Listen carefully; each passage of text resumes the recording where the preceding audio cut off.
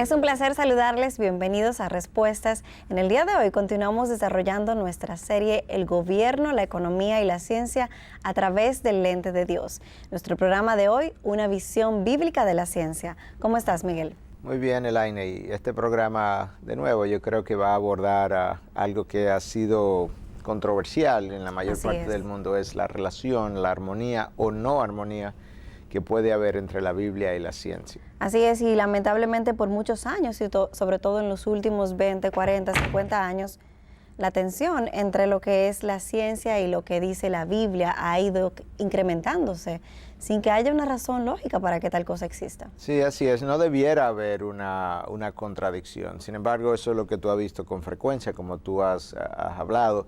El problema no ha estado realmente en la revelación bíblica, el problema ha estado en la limitante del conocimiento humano, tanto del conocimiento del hombre de ciencia como del conocimiento del hombre de la Biblia. Somos seres caídos con limitaciones y donde estas cosas han entrado en contradicción se ha debido a la limitación del conocimiento que el hombre tiene, ya sea en un campo o en el otro o en ambos campos a la vez. ¿Cuándo, cómo o con quién comienza esta tensión entre lo que es la ciencia y la teología?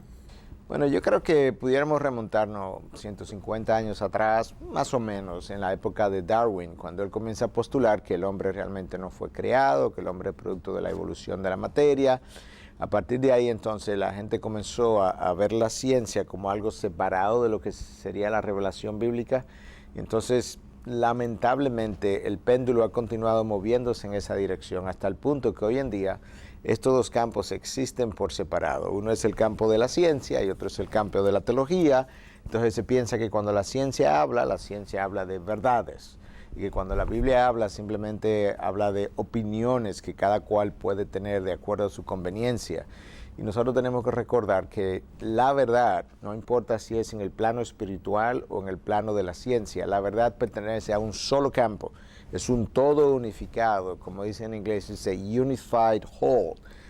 De tal manera que el problema con lo que nos encontramos hoy es que hemos concluido que la Biblia no tiene nada que aportar al estudio de la ciencia y que por otro lado la ciencia no nos puede ayudar a entender algunas de las cosas que la Biblia revela. No es que la ciencia hace hermenéutica o exégesis de los textos bíblicos, pero hay cosas que la Biblia afirma que cuando yo lo veo en el mundo de la ciencia yo pudiera entenderla mejor. ¿Cómo así, Miguel?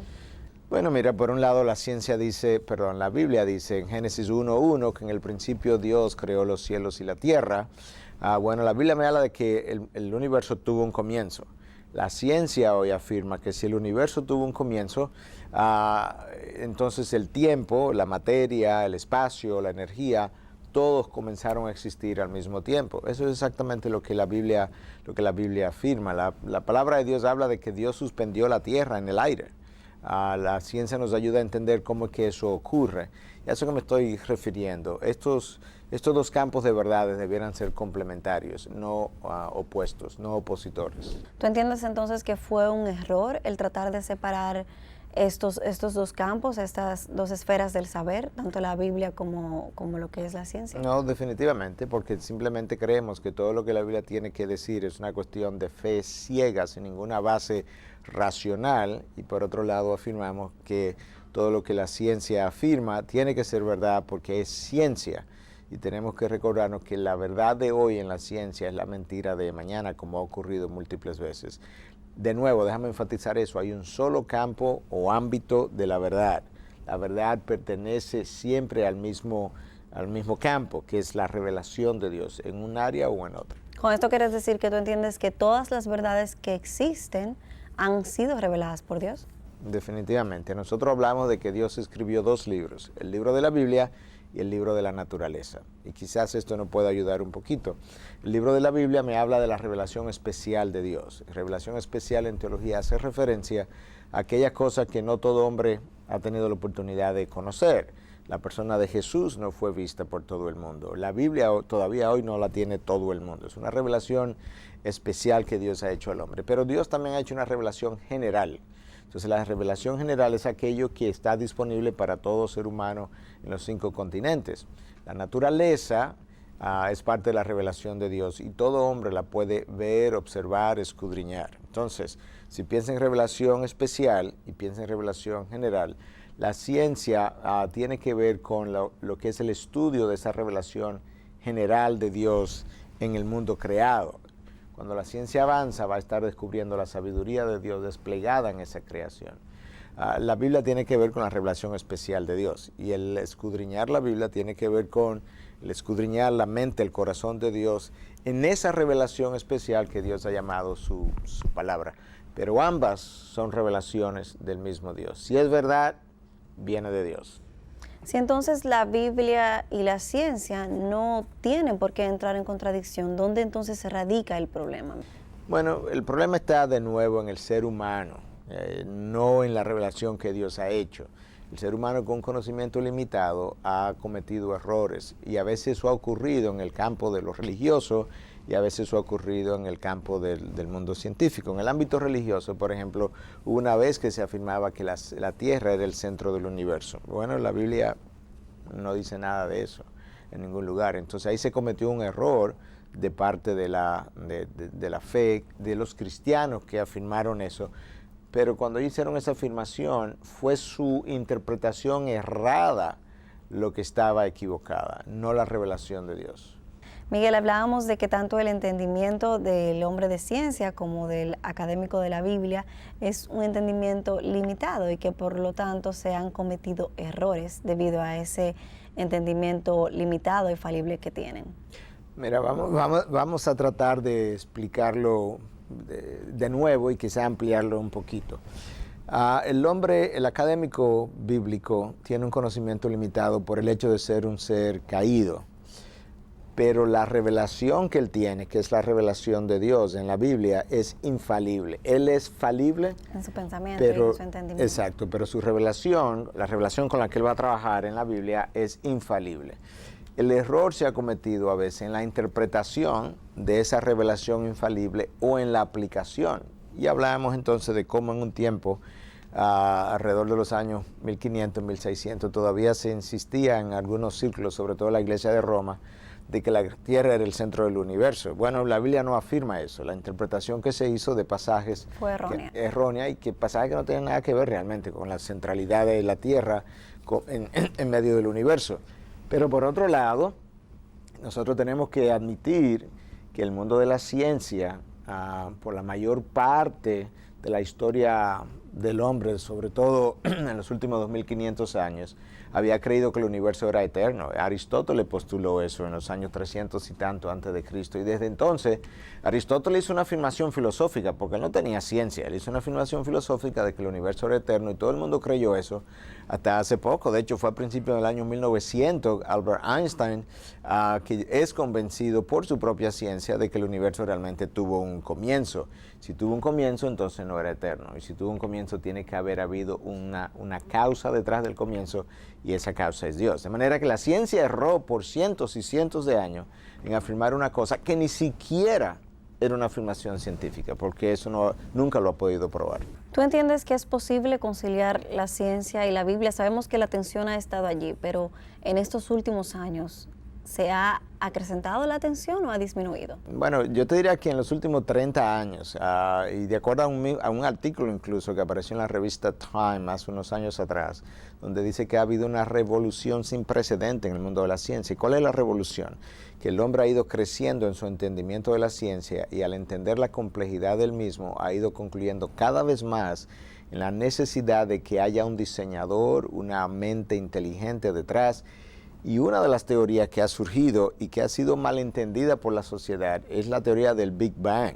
Porque la teoría del Big Bang, que el mundo explotó en un momento dado, todo el mundo ha creído que es contrario a la existencia de Dios. Y es todo lo opuesto, lo que ha llevado al hombre de ciencia a creer en el día de hoy muchas veces que el mundo, que hay un Dios detrás de la creación, es la teoría del Big Bang, que postula que esto tuvo un comienzo, porque si tuvo un comienzo, tuvo una causa. ¿Cómo es que la teoría del Big Bang apunta hacia la existencia de Dios?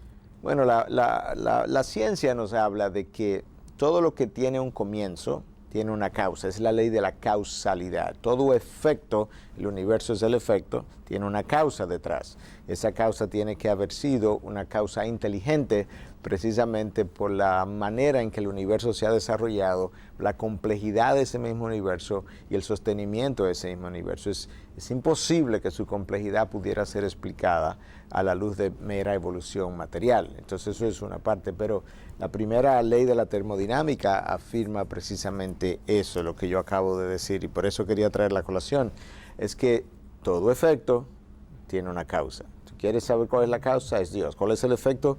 La creación del universo. Sin embargo, la ciencia creía que el universo siempre había existido. Ahora la ciencia descubre algo que antes no conocía y afirma lo que la Biblia siempre ha afirmado, que en el principio Dios creó los cielos y la tierra. De manera que más ciencia nos lleva a Dios, como bien dijo Pascal. Poca ciencia nos alejó de Dios, como también dijo Pascal. Lo que estamos viendo es la realización, el cumplimiento de una afirmación de un hombre de ciencia que pudiéramos llamar, en fines ilustrativos, estamos viendo el cumplimiento de la profecía de Pascal. Poca ciencia nos aleja de Dios, pasó en los años de 1700, 1800, mucha ciencia nos acerca a Dios, ahí estamos hoy. Decías al principio que la ciencia hoy en día cree firmemente que el espacio, el tiempo, la materia, la energía, todos comenzaron a existir a un mismo tiempo. Con relación a esto, ¿qué nos dice la Biblia, si es que nos dice algo? Bueno, eso concuerda con lo que la Biblia dice, porque la Biblia afirma que Dios creó al mundo, el universo, ex nihilo, de la nada. Okay, si no había nada, no había tiempo, no había espacio, no había energía, no había materia. Dios habla, creó los cielos y la tierra. Bueno, Dios estaba creando en ese momento el espacio donde este universo iba a existir. La materia, porque estaba constituyendo el universo. La energía, que le hace dar comienzo. Y el tiempo, ¿cómo nosotros medimos el tiempo hoy en día? Para fines de lo que vivimos en la Tierra. La rotación de la Tierra sobre su eje en 24 horas nos habla de un día completo, y la rotación de esa Tierra alrededor del Sol en 365 días nos da lo que es un año. Entonces eso nos da a nosotros una idea de que ciertamente el tiempo comenzó con la creación. Antes de todo eso, ¿qué había? No había nada. Dios existía fuera del tiempo, del espacio, y Dios es inmaterial. Por eso Él podía existir y existe de esa manera y en esa dimensión. ¿Dónde más, Miguel, podemos encontrar congruencia entre lo que es la ciencia y lo que es la Biblia? Bueno, la palabra de Dios hace diferentes afirmaciones, y una de las cosas que la palabra afirma, aparte de lo que ya veníamos hablando, es que déjame decir, una de las cosas que la ciencia afirma, para luego decir como la Biblia lo dice, una de las cosas que la ciencia afirma, es que la materia no se crea. O sea, la materia que tenemos hoy, a partir del comienzo del universo, es la misma materia de siempre. Bueno, eso es lo que la Biblia dice. La Biblia dice que Dios creó el mundo en 6 días y descansó. No ha habido nueva creación desde entonces. Eso es exacto. Y la materia que tenemos hoy, la creación que tenemos hoy, fue lo que Dios creó en el momento de la creación. Entonces ahí tú tienes de nuevo una congruencia entre afirmaciones bíblicas y afirmaciones de la ciencia. Mira qué más, el Salmo 102 me habla de algo que la ciencia hoy me afirma, y es que el universo se está desgastando. Oye lo que dice el Salmo 102, versículos 25 y 27. Desde la antigüedad tú fundaste la tierra, y los cielos son la obra de tus manos. Ellos perecerán, pero tú permaneces, y todos ellos como una vestidura se desgastarán. Como vestido los mudarás y serán cambiados, pero tú eres el mismo y tus años no tendrán fin. El texto me afirma que el universo se va a gastar como si fuera un vestido. La ciencia hoy me habla de que el universo se está gastando. La segunda ley de la termodinámica me dice que la energía disponible para ser usada en el universo es limitada y se está gastando. La Biblia afirma exactamente lo mismo. La ley de la entropía afirma que todo va degenerando y va gastándose, pero la Biblia me habla de algo similar. Mira lo que dice este texto de Romanos 8, 21 y 22, de que la creación misma será también liberada de la esclavitud, de la corrupción, a la libertad de la gloria de los hijos de Dios. Pues sabemos que la creación entera aún gime y sufre dolores de parto hasta ahora. La palabra de Dios habla de la corrupción de la creación, no en términos morales en ese texto, así es, sino que la corrupción se está refiriendo más bien a lo que es el desgaste material, de lo cual la ciencia me habla. De ser uso de uso, y por eso se está desgastando, y obviamente llegará el momento en que Dios la renovará por completo. Exacto, habrá un cielo nuevo y tierra nueva. Miguel, antes de salir a la pausa anterior, citabas el Salmo 102 del 25 al 27 y también Romanos 8, 21, 22. Y veíamos cómo hay una congruencia entre lo que es lo que afirma la ciencia y lo que dice la Biblia. Entonces la pregunta básicamente era, ¿por qué si existe tal congruencia y es tan obvio esta congruencia existente, no se enseña esto en los colegios? Bueno, yo creo que hay varias razones. La primera quizás sea porque el hombre de ciencia asume que la Biblia es simplemente un mito, o que quizás es un libro que solamente nos habla de cosas del mundo espiritual, como él lo ve, y olvida que la Biblia es toda una cosmovisión. Yo creo que eso es una. Número dos, porque cuando la ciencia falible del hombre entra en contradicción con la Biblia, el hombre prefiere creer en sí mismo antes que en Dios. Pero la realidad es que hay múltiples áreas, congruencias entre cosas que la ciencia hoy conoce y ha descubierto y que la Biblia ya había afirmado. Y hemos hablado de algunas, pero déjame hablarte de una más, y es el ciclo del agua. El ciclo del agua es algo muy conocido hoy en día. Tú tienes evaporación. Cuando esa evaporación llega a las nubes, la evaporación surge de los ríos, de los mares, ¿verdad? Cuando llega a las nubes, esta se condensa y luego hay precipitación. Tiene evaporación, condensación, precipitación. Esa agua que cae entonces va al subsuelo, de ese subsuelo pasa a los ríos, de los ríos pasa a los mares y ahí se vuelve a evaporar y tú mantienes el ciclo del agua continuamente. La Biblia dice exactamente eso con otras palabras. Déjame leértelo. En Job 36, 27 al 28 dice, porque él atrae las gotas de agua y ellas del vapor destilan lluvia, que derraman las nubes y en abundancia gotean sobre el hombre. Aquí hay una parte, ¿verdad? Dios atrae lo que es el agua, ahí está hablando de las gotas de agua, esa es la evaporación.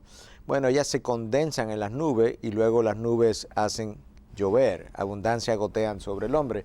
Pero luego todavía hay una parte que yo no conozco. ¿Qué pasa con esa agua que decíamos que pasa al subsuelo y del subsuelo pasa a los mares? Bueno, hay otro texto de la Biblia en Eclesiastés 1:7 que me dice, todos los ríos van hacia el mar y el mar no se llena. El lugar donde los ríos fluyen, allí vuelven a fluir. Claro, el mar no se llena porque hay una evaporación continua de esa agua del mar que a su vez se condensa, que a su vez precipita.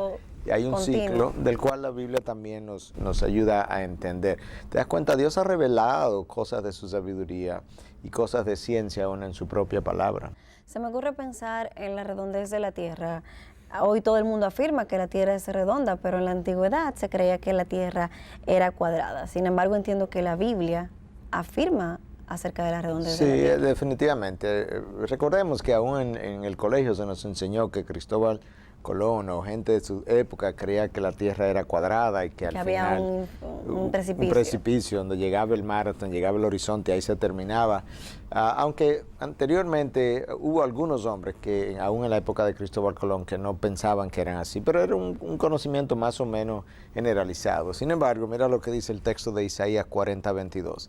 Él es el que está sentado sobre la redondez de la tierra. Y te está diciendo que la tierra es redonda, cuyos habitantes son como langostas. Él es el que extiende los cielos como una cortina y lo despliega como una tienda para morar. Aquí hay dos cosas que yo quiero resaltar. Esto es el año 700 a.C., que Isaías está escribiendo, o 750, y ya me habla de la redondez de la tierra. Pero hay algo más que la ciencia descubre muy reciente, y es que los cielos, dice aquí, que se extienden. Él lo extiende como una cortina. Precisamente si hubo algo que irritó a Albert Einstein en el año 1927, es cuando él recibe noticia de parte de Hubble, el astrónomo famoso que ahora el telescopio este que se envió a órbita precisamente lleva su nombre. A Hubble le informa que hay un efecto Doppler color rojo en el telescopio que él entiende que se debe a que las galaxias se están expandiendo todavía. Y Einstein viaja precisamente a dicho telescopio para observar o comprobar esto y se da cuenta que sí, que se están expandiendo, y él llamó a esto un factor irritante. ¿Por qué? Porque echaba por borda todo lo que él había pensado acerca de la eternidad del universo, porque la expansión de las galaxias, dice la ciencia, les habla a ellos de que el universo mismo tuvo un comienzo. Dios extiende los cielos como una cortina hasta el día de hoy. Eso está en la Biblia. Hablaste en un principio que la Biblia establece que Dios suspendió la tierra en el aire y que esto concuerda con la ciencia de hoy. Háblanos de esto. Bueno, mira, por la mayor parte de la historia del hombre, el hombre creyó que cuando tú miras al cielo y tú ves eso que está ahí arriba, eso era como una especie de sombrilla. Entonces, que los astros que nosotros vemos colgaban de esa sombrilla y que lo que daba vuelta no eran los astros, sino la sombrilla daba vuelta. De manera que eso era lo que hacía que los astros se movieran. Increíble. Eso se creyó hasta el año 1700, 1600 y tanto más o menos, cuando el telescopio entra a funcionar. Galileo Galilei descubre el telescopio, entonces comenzamos a ver otra cosa y a postular otra cosa. Pero por la mayor parte de la historia del hombre eso fue lo que creyó.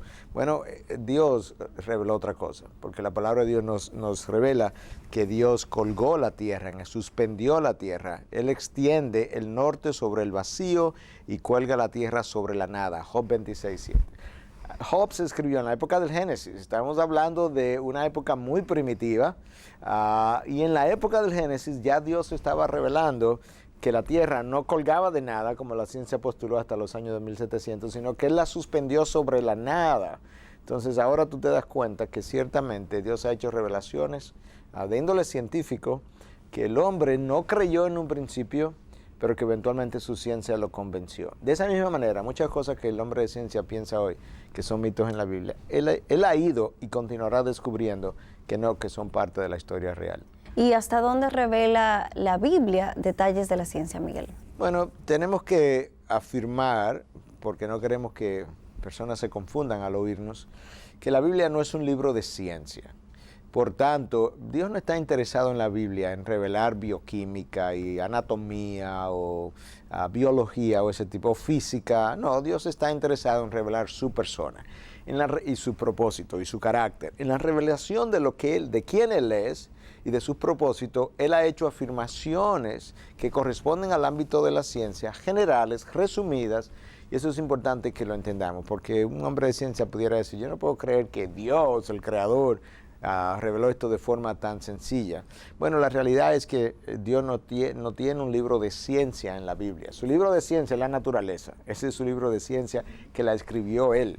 Entonces, pero donde la Biblia haga afirmaciones de índole de ciencia, en ese campo, esas afirmaciones, por sencillas o resumidas que hayan sido hechas, son infalibles. Y el hombre ha ido descubriendo eso. Miguel, hablábamos acerca de cómo la Biblia y la ciencia presentan cierta congruencia, y tú entonces hacías alusión a algunos pasajes donde la Biblia hace afirmaciones que están de acuerdo con lo que la ciencia dice. O la ciencia está de acuerdo con Exacto. la Biblia. Y entonces la pregunta con la que salí antes de la pausa es, ¿dónde tú crees que estuvo el error cuando la Iglesia de Roma insistía en que la Tierra era el centro del universo y llevaron entonces a Galileo Galilei a una presión tal de que él tuvo que retractarse? Bueno, de nuevo, la Biblia es una revelación infalible, pero el hombre que la lee es falible y es limitado. Peor aún, no solamente que en su entendimiento limitado él pudiera cometer errores, como lo ha hecho, sino que también ha puesto a la Biblia a hablar en ocasiones, en áreas donde la Biblia guarda silencio.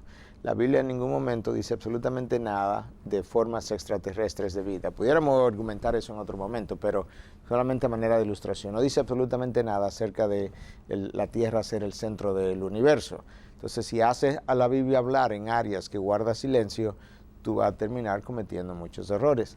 Yo creo que en ocasiones hoy, con el perdón de personas cristianas muy serias, cometemos errores similares en lo que es el área de las enfermedades mentales. A veces creemos, por ejemplo, la depresión por uno. Hay gente que cree, gente seria, gente ortodoxa, que cree que la depresión es un problema puramente de pecado y puramente espiritual.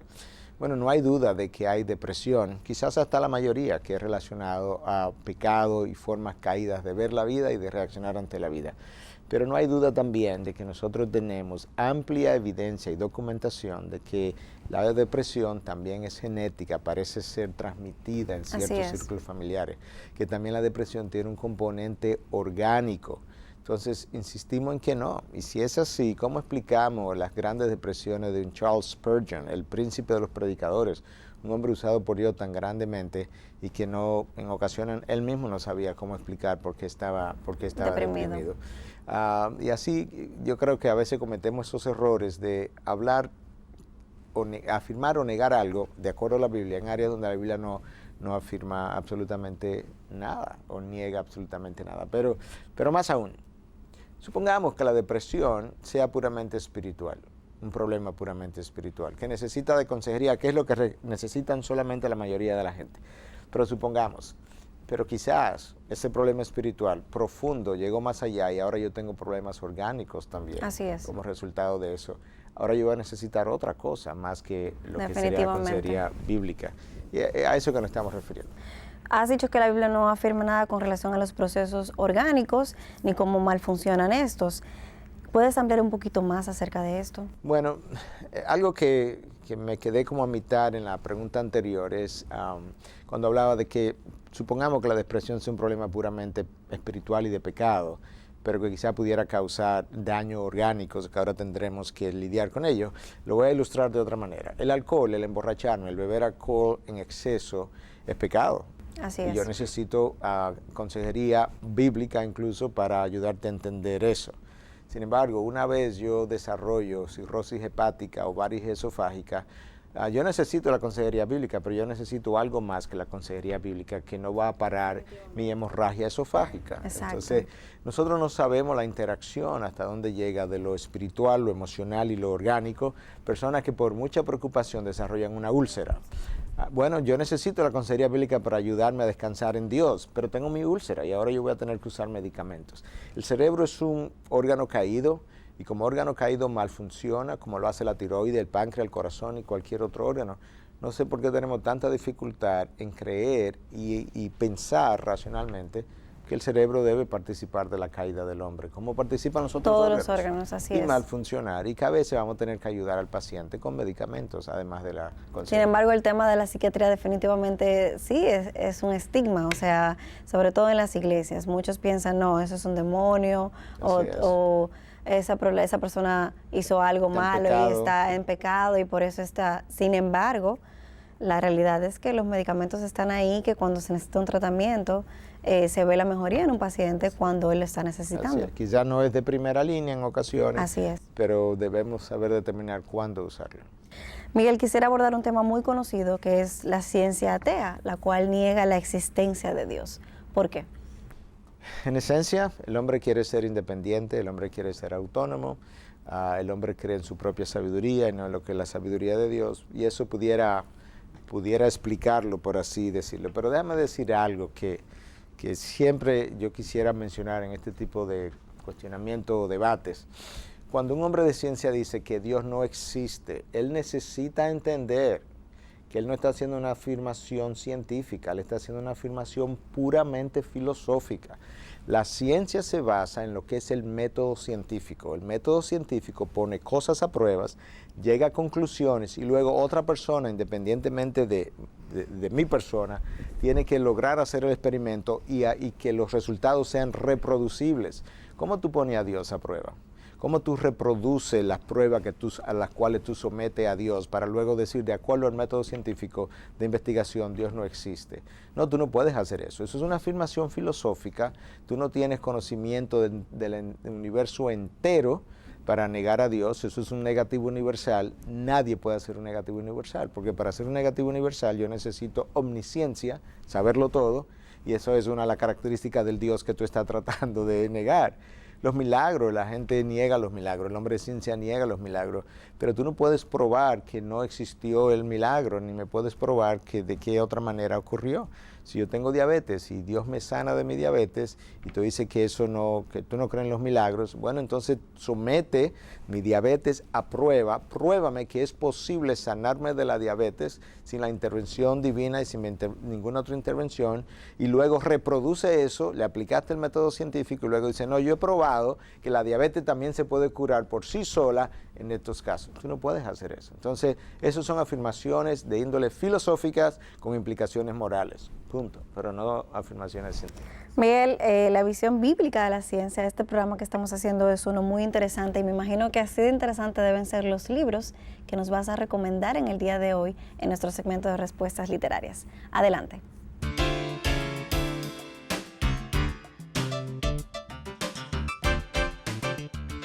Miguel, ¿qué recomendación nos tienes para el día de hoy? Tengo dos libros y un autor. En esencia, el autor de ambos, Lee Strobel, es un hombre que estuvo dedicado al periodismo, ateo, y él se ha dedicado a escribir libros como esto. El primero que estoy recomendando se llama El caso del creador. Estos son entrevistas que él hizo a hombres de ciencia en diferentes áreas, cada uno de estos capítulos. Y aquí él habla de donde la ciencia y la fe se encuentran, cuál es la evidencia cosmológica, cuál es la evidencia de la física, de la astronomía, de la bioquímica, en el ámbito de la biología. Cada uno de esos capítulos contiene por lo menos una entrevista a un hombre de ciencia que es creyente en un Dios y la razón de por qué él, como hombre de ciencia, ha llegado a creer en ese Dios. De manera interesante, en la portada, en la parte de atrás del libro, el autor Lee Strobel dice: mi camino hacia el ateísmo fue pavimentado por la ciencia, pero irónicamente lo mismo puedo decir de mi regreso a Dios. La misma ciencia que lo llevó a ser ateo es la misma ciencia que lo regresa a creer en Dios. Yo creo que es un libro interesante.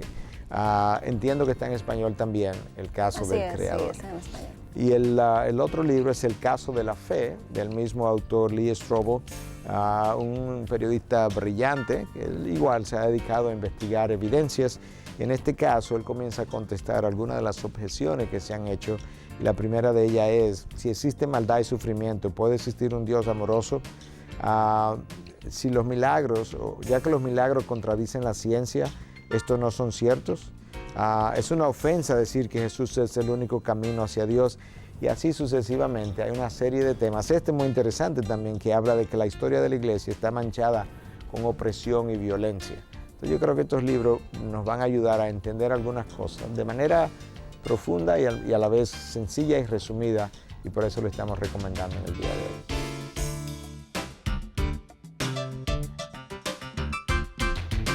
Continuamos con respuestas. Miguel, antes de escuchar tus recomendaciones bibliográficas, hablábamos de la ciencia atea y de cómo esta niega la existencia de Dios.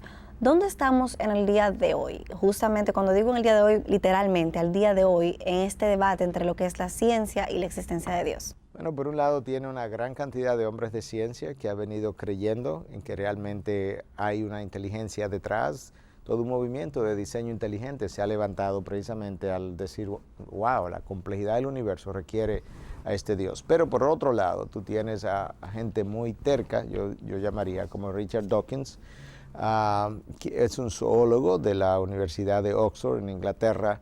Cuando yo usaba el término terco me refiero porque Dawkins se ha atrevido a decir que cualquier persona que crea en Dios no debiera ser ni siquiera aceptado para estudiar en la universidad.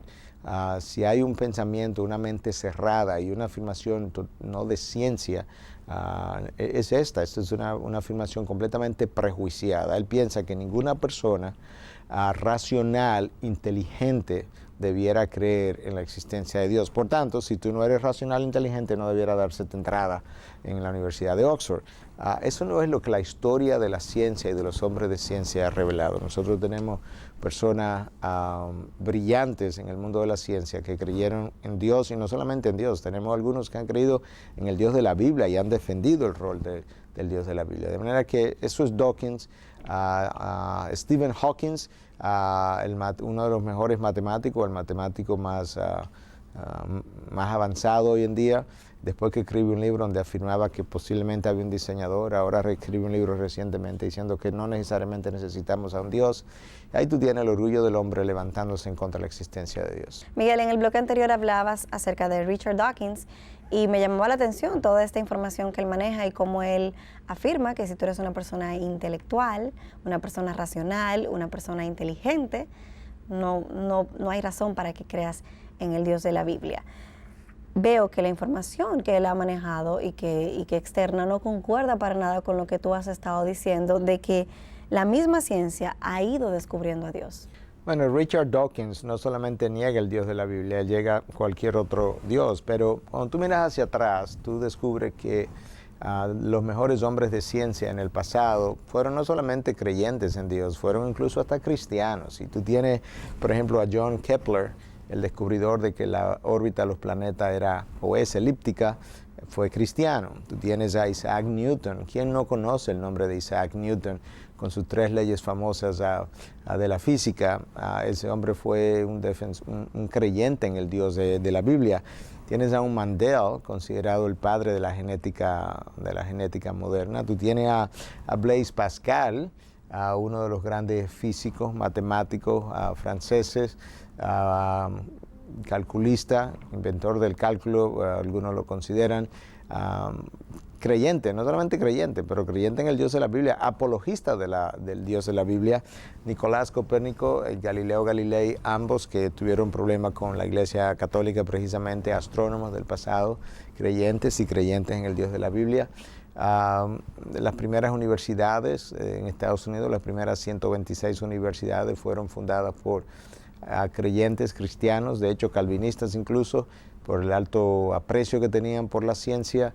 El hombre comienza a despegarse de ese Dios a partir de Darwin, y una vez Darwin ha ido siendo medio olvidado en el tiempo, el hombre comienza a regresar a la idea de que existe un Dios. ¿Qué hay de personas ilustres en el día de hoy, en el mundo de la ciencia hoy en día? Bueno, el libro quizá más completo desde el punto de vista de ciencia y Dios que se ha escrito se llama Cosmos, Bios y Theos, o Universo, Vida y Dios.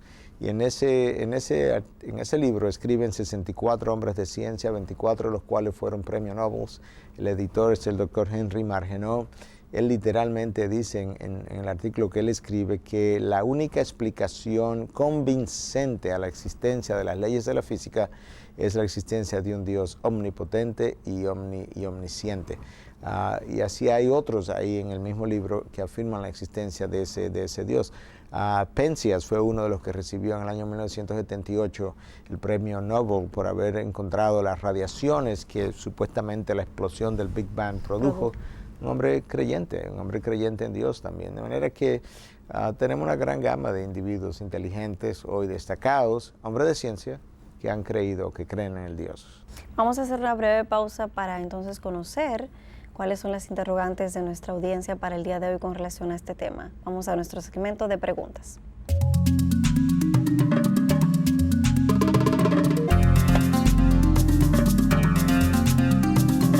Miguel, veamos cuáles son las interrogantes que tenemos para el día de hoy. La primera dice, hablando de la existencia de Dios, mucha gente afirma que todas las religiones llevan a un mismo Dios. ¿Es esto cierto?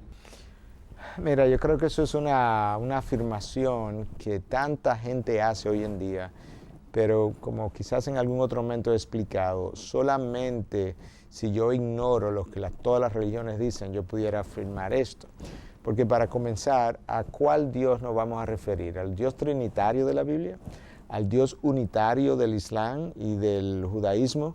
¿A los millones de dioses del hinduismo? ¿Al no Dios del budismo?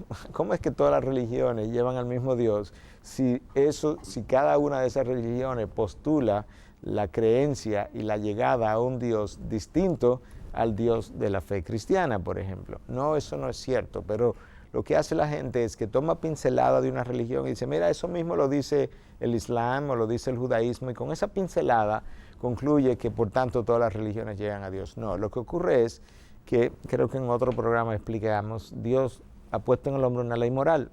Todos nosotros tenemos una ley moral puesta por Dios. Esa ley moral encuentra su expresión en las diferentes religiones, y cuando encuentra su expresión, hay porciones que concuerdan, como la famosa regla de oro de que no hagas a otro lo que tú no quieres que te hagan a ti. Con diferentes palabras, ese principio aparece, pero eso no prueba que llegan al mismo Dios, simplemente prueba que el hombre tuvo un creador común y esa ley moral encuentra algunas expresiones iguales en diferentes formas religiosas. La segunda pregunta dice, ¿de qué manera la ciencia moderna ha contribuido a que el hombre se aleje de Dios? Bueno, aunque a lo largo del programa explicamos algunas de esas cosas, yo pudiera agregar que, como la Biblia dice, el conocimiento envanece. Y eso es uno de los problemas. Tú comienzas a tener un poquito de conocimiento, inmediatamente te llena de orgullo porque te sientes tan inteligente, y es, tratando de ser respetuoso, yo soy médico, pero nosotros hablamos en medicina del síndrome del estudiante de medicina. Yo estuve ahí. El estudiante de medicina cree que lo sabe todo, y cuando tú sales, te das cuenta cuando haces tus especialidades que no sabía nada, pero fue un chin de medicina lo que te hizo creer que tú sabías muchas cosas. Y igual ocurre en el pastorado. Cuando nosotros somos jóvenes, nosotros tenemos respuesta para todo, incluyendo para las preguntas que nadie está haciendo, pero en la medida en que tú profundizas te das cuenta cuántas cosas Dios no le ha revelado al hombre, cuántas cosas no conocemos, ¿Por qué? Porque las cosas reveladas son las que nos pertenecen a nosotros, Así es. pero las cosas secretas le pertenecen a Dios, como bien dice Deuteronomio 29:29. A mayor humildad, mayor reconocimiento de lo que no sabemos, y a mayor orgullo, menor reconocimiento de lo que desconocemos.